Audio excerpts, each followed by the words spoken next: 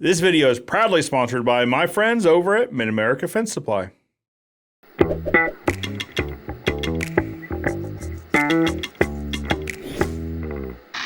What's up, people? How are you? We are in the shop today and we are talking about gates. And in particular, we're talking about making gates that are made on a slope or that have some sort of a grade to them. And we're pretty much just going over how to properly measure them. And we've got a couple of different diagrams set up here to kind of run through the process of how to properly measure a gate with a drop in it. So we're going to go over to the table for an overhead view and we'll get a quick peek at it. All right, so here we have some popsicle sticks put together with some tacks. That way it can pivot and move, and that's just to represent a gate frame that you might be wanting to build. Now, obviously with a normal grade or a flat piece of ground, you don't really have to worry much about putting a slope or a drop into the gate. You would just want to measure your takeoffs in between the post and the gate, depending upon what type of hardware, hinges and latch you're using. But let's say we are at a yard that has a pretty good slope to it, something like this, where these represent the post. This would be representing the gate, and this level here would be kind of the ground level. What is the proper way to measure this so that you know how to make it? I can tell you the improper way to do it if you want to get technical. The improper way to do it would be to measure from the post to the other post in a level fashion.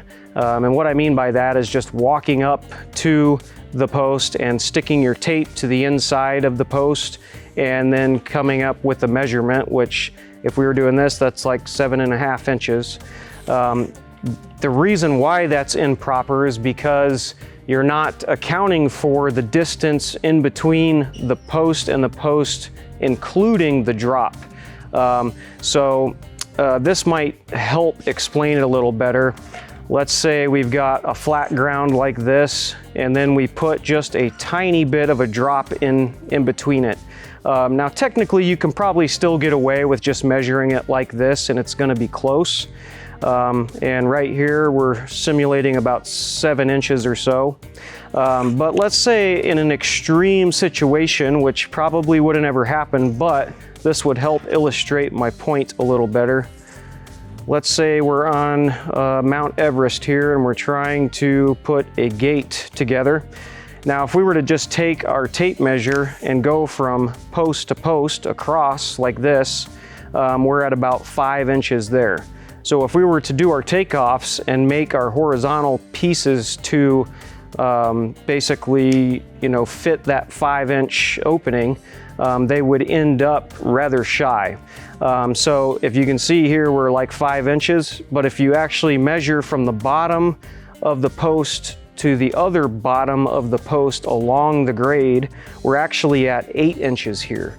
And the reason why you want to measure along the grade or across the ground is because that's going to simulate the distance in between the two posts with including the grade. So that's a pretty crucial key to remember. And I think for the most part, you probably won't ever have to put a gate on top of Mount Everest, but we have done some pretty steep hills before.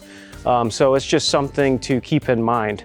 Now, normally what we would do on, let's say, a kind of a common slope, which would be anywhere from a couple inches on up to maybe a foot or two, depending upon the width of the gate. We'd pretty much want to do this same thing where we measure from the bottom of the post to the other bottom of the post and come up with that measurement. And then, if you want to get real fancy, you can do a string line and like a plumb bob or some sort of a line level to get the the line level from the bottom of this post to the next one, and then you can measure the distance in between where that string comes and the ground, and that would simulate how much rise or fall the gate is going to have. So hopefully that kind of helps clear it up.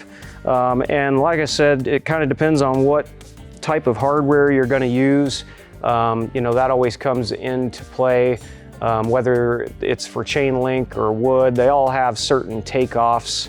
And you also have to account for the material that you're using for your frame, whether it be wood 2x4s or pipe, some sort of chain link, you know, top rail or pipe or post or something. You're also, depending upon how you build it, you also want to take into account the width of the material you're using. So anyway, that's a quick demonstration on how to do that. Real quick, guys, apologies, but are you tired of your suppliers running out of fencing materials right before your big job? You're going to want to check out Mid-America Fence Supply. I'm not saying they have the world's supply of fencing materials, but they've got a decent chunk of it. All right, so we have set up this quick demonstration out here to get one more visual to hopefully kind of help drive home the point here. This basically represents the grade of the ground, this 2x4, and then we've also got 2x4 and 2x4 just representing the posts. So really, what we're going to be doing to measure this opening with this large drop or slope in the ground is we're going to be measuring from the bottom where the ground meets this post. We're going to measure from the inside of that post all the way to the inside of this post. And right now, just roughly, this is 93 inches. So now we know what our inside to inside measurement is going to be. If we were to just stick our tape up here and do it the lazy way without bending over, we go inside to inside and we're at 85.5. Now that's a pretty big difference. And if you were to take your measurements off of just stringing the tape straight, you would definitely be in a bit of a pickle when you go to throw your gate up. So hopefully this kind of helps demonstrate, you know, the importance of measuring alongside the ground. Once you get that inside to inside along the slope, you also want to take an account for, like we were talking earlier, trying to find the angle of the ground. To do that, you would take some sort of a string, and you can buy like a little tiny level that sits on the string, and you would want to just loop it around the bottom of your high side post, and then loop it around the other post until the level appears level. And then once your level appears level, then you would mark, you'd pretty much know, you know, if it was level, let's say here, you could then accurately measure from where the string is at on the post down to the ground. And that would be the amount of tilt or angle that you would want to put into your gate.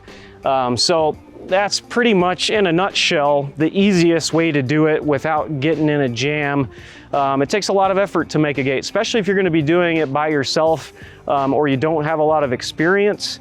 Then, you know, hopefully this tip will help you out if you are putting up a gate alongside of a hill of some sort. All right, so now hopefully you guys get a better understanding of how to measure a gate.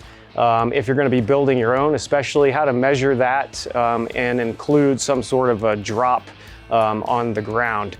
You know, this is definitely something that you may not figure out right away, but hopefully with the demonstrations we showed you, you'll be able to get a good gate that'll swing without hitting the ground, and one that will fit between the posts.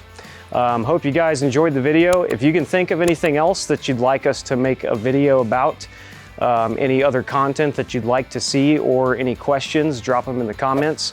We'd be glad to talk about them, answer questions, or come up with another video idea. So let us know in the comments below. Thanks.